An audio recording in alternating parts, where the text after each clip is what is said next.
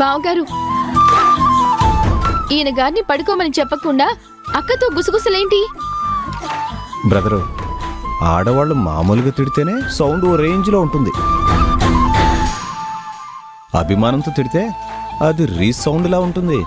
కాబట్టి వెళ్ళి పడుకో, లేకపోతే నీతో పాటు నాకు కూడా అక్షంతలు పడతాయి. అలాగే. ఆనంది, ఒక్క మాట. ఏంటి? నోరు చేదుగా ఉంది.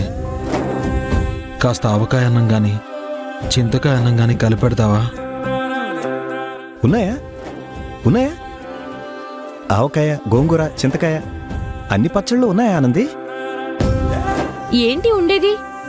జ్వరంతో ఉన్న మనిషికి ఎవరైనా పెడతారా? అలా చెప్పక్క. అవన్నీ తింటే వేడి చేస్తుంది. అలా అంటారు కానీ వేడిని వేడితోనే కొట్టాలి. అంతెందుకు, నాకు జ్వరం వస్తే అలాగే తినేవాణ్ణి. జ్వరం ఒక్కటైతే పర్వాలేదు. మీ తమ్ముడి గారికి ఏమన్నా తమ్ముడు గారా? అంటే అశ్విన్ని నీ భర్తగా ఒప్పుకున్నట్లేగా? అంతేగా అంతేగా. ఆగండి ఆగండి, అదేం కాదు. మీరిద్దరూ బ్రదరు అని పిలుచుకుంటున్నారు కదా, అందుకే అలా అన్నాను అంతే. అంతేనా? అవును, అంతే. ఆనంది, కొంచెం తింటే ఏం కాదులే. ఏంటి ఏం కాదా? ఈయన గారికి వాంతులు కూడా అవుతున్నాయి, అది మర్చిపోయావా? ఇక 3 రోజుల వరకు రాగి జావా, సగ్గుబియ్యం ఇలాంటివే తాగాలి. పోనీ ఆ జావలోకైనా పుల్ల పుల్లగా కారం కారంగా నాలుక్కి నంచుకుంటే. అబ్బా, ఏంటి నీ గోలా? అదేం కుదరదు. మాట్లాడకుండా రెస్ట్ తీసుకో. నువ్వు రెస్ట్ తీసుకోవాలి. పద. ఆనంది, ఆనంది. పదా.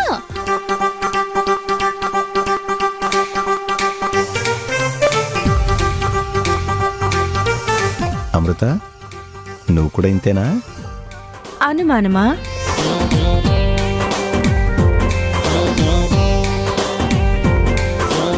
కూర్చో.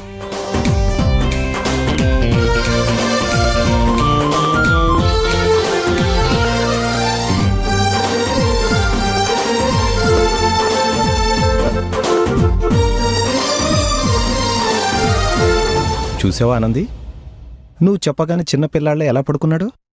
ఎంతైనా చెప్పేవాళ్ళు చెప్తేనే వింటారు. బావగారు, ఊరికే సరదాగా అన్నానులే ఆనంది. అమృత, బ్రదర్ అడిగిన ఆ పులుపు, ఆ కారంతో నాకైనా ఏమైనా చేసి పెడతావా? పాపం, మీ బ్రదర్ 3 రోజులు సగ్గు బియ్యం జావా, రాగి జావా తాగుతుంటే మీకు మాత్రం రుచులు కావాల్సి వచ్చాయా? రుచులు అంటే ఏంటి? 3 రోజులు నాకు అదే తిండా? అంతేగా శ్రీవారు. ఇది ఓవర్ శ్రీమతి.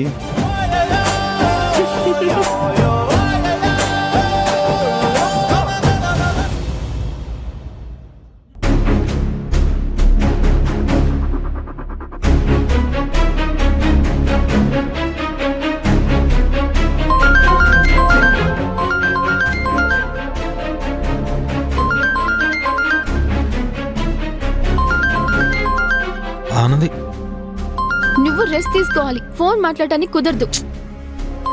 అలా కాదానంది, ముందా ఫోన్ ఇటివ్వు. ఆనంది, ఎవరో చూడు.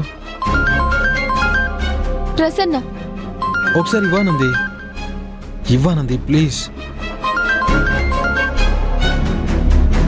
హలో కోడిగుడ్డు, మళ్ళీ కాల్ చేసావేంటి? అబ్బా, ఇప్పుడు కూడా కోడిగుడ్డు అనే అనాలా? సరే, విషయం ఏంటో చెప్పు. అవును, మన పక్కింటి వాళ్ళు వెళ్ళిపోయారా? వెళ్ళారు. వాళ్లతో పాటు అమ్మ కూడా వెళ్ళింది. అమ్మా? ఎక్కడికి? అందరూ నీ దగ్గరికే వస్తున్నారు. ఇక్కడికి ఎందుకు వస్తున్నారు?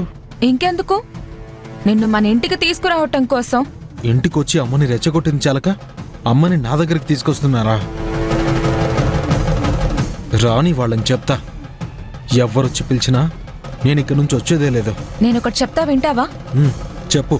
వెంటనే నువ్వు ఇంటికి రారా. అంటే వాళ్ళు వచ్చి అరిచి గోల చేస్తే భయపడి నేను వాళ్ళతో రావాలా? వాళ్ళకి భయపడి నిన్నేవి రమ్మండం లేదు. మరెందుకు రమ్మంటున్నావు? తులసిని మన ఇంటి నుంచి తరిమేయటానికి రమ్మంటున్నాన్రా. అదే దాని మాటలు వింటుంటే నాకు పిచ్చి కోపం వచ్చేస్తుంది. అలాగే భయం కూడా వేస్తుందిరా. ఊరుకో ప్రసన్న, నువ్వు దానికి భయపడ్డం ఏంటి? నా భయం అది నన్నేం చేస్తుందో అని కాదు. మరి ఎలాగైనా ఏం చేసైనా ఆనందిని బావని విడగొడతాను, బావని ఇంటికి రప్పిస్తాను అని అమ్మతో ఛాలెంజ్ చేసి మరీ చెప్తోందిరా. అంతేకాదన్నయ్య, ఆనంది వదిన గురించి నెగిటివ్ గా పదే పదే చెప్తూ అమ్మ బ్రెయిన్ తినేస్తోంది. సో ఈ స్టేజ్ లో నువ్వు వెంటనే ఇక్కడికి రాకపోతే తులసి అమ్మ మనసు నిండా విషం నింపేస్తుంది. దాంతో అమ్మకి ఆనంది వదిన మీద ఇంకా ద్వేషం, కోపం పెరుగుతాయి. నువ్వు వస్తేనే అమ్మని దాని కంట్రోల్లో నుంచి బయటకు లాగి దాన్ని ఇంట్లో నుంచి తరిమేయగలం. తులసి వెళ్ళిపోతేనే అమ్మ ఆనంది వదిన గురించి, నీకు తన మీదున్న ప్రేమ గురించి ఆలోచిస్తుంది. ఇప్పుడు నేను వెంటనే వచ్చినంత మాత్రాన అమ్మ నన్ను నమ్ముతుందా? లేదు, ఆ తులసినే నమ్ముతుంది. కాబట్టి అమ్మకి ఎవరు ఎలాంటి వాళ్ళో ముందు తెలియాలి. అలా తెలియాలి అంటే నేను అసలు ఇంటికి రాకూడదు. నాకు ఎప్పుడు రావాలనిపిస్తే నేను అప్పుడే వస్తాను. ఆ తులసికి ఎలా బుద్ధి చెప్పాలో, తనని ఎలా బయటికి పంపించాలో నాకు తెలుసు. నువ్వేం టెన్షన్ పడకు, నేనుంటాను. అన్నయ్య అన్నయ్య, ఛే! వీడు వినడు.